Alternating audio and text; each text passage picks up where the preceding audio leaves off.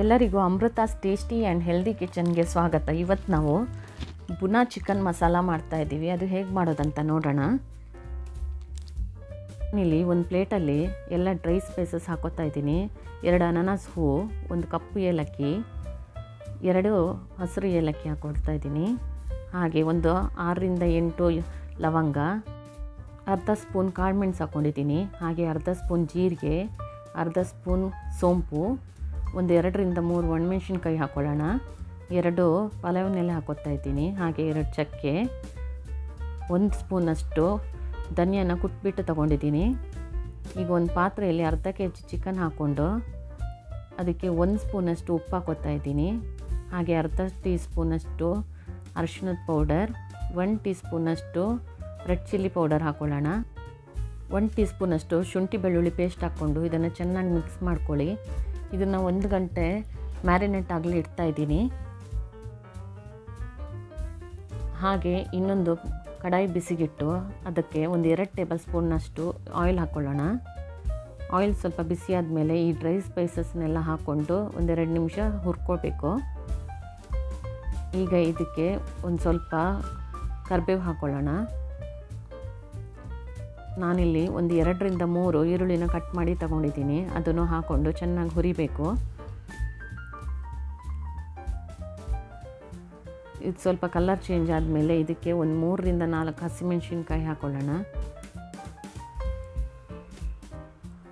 ಈಗ ಇದಕ್ಕೆ ಆಗಲೇ ಕಲಸಿಟ್ಟಿರೋ ಚಿಕನ್ನ ಹಾಕ್ಕೊಂಡು 1-2 ನಿಮಿಷ ಹಾಗೆ ಹುರಿಬೇಕು.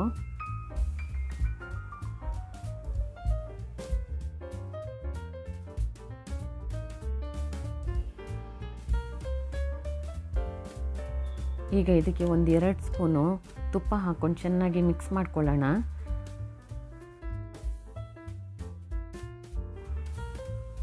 ನಾನಿಲ್ಲಿ 2 ಟೊಮೊಟೊನ ಗ್ರೈಂಡ್ ಮಾಡಿ ಹಾಕೋತಾ ಇದ್ದೀನಿ.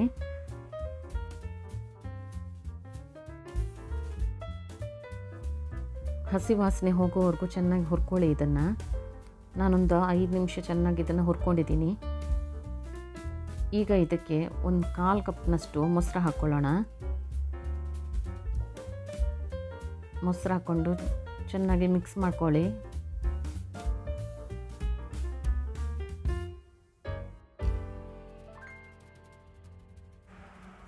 ನಾನಿಲ್ಲಿ 1 ಸ್ಪೂನಷ್ಟು ಕಸೂರಿ ಮೇಥಿ ಹಾಕೋತಾ ಇದ್ದೀನಿ.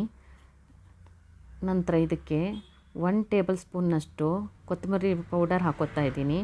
ಹಾಗೆ 1 ಟೀ ಸ್ಪೂನಷ್ಟು ಗರಂ ಮಸಾಲ, 1 ಟೀ ಸ್ಪೂನ್ನಷ್ಟು ಜೀರಿಗೆ ಪೌಡರ್, 1 ಟೀ ಸ್ಪೂನಷ್ಟು ಅಚ್ಚ ಖಾರದ ಪುಡಿ ಹಾಕ್ಕೊಂಡಿದ್ದೀನಿ. ಹಾಗೆ ಸ್ವಲ್ಪ ಶುಂಠಿನ ಉದ್ದುದ್ದಕ್ಕೆ ಕಟ್ ಮಾಡಿ ಹಾಕ್ಕೊಳ್ಳೋಣ. ಈಗ ಇದನ್ನು ಚೆನ್ನಾಗಿ ಮಿಕ್ಸ್ ಮಾಡಿ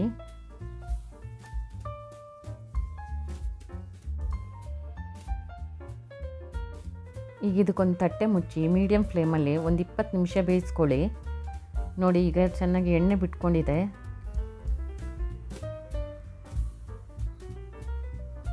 ಇದಕ್ಕೆ ಈಗ ಕಟ್ ಮಾಡಿರೋ ಕೊತ್ತಂಬರಿ ಸೊಪ್ಪು ಹಾಕ್ಕೊಂಡು ಒಂದು ಸಲ ಮಿಕ್ಸ್ ಮಾಡ್ಕೊಳ್ಳೋಣ.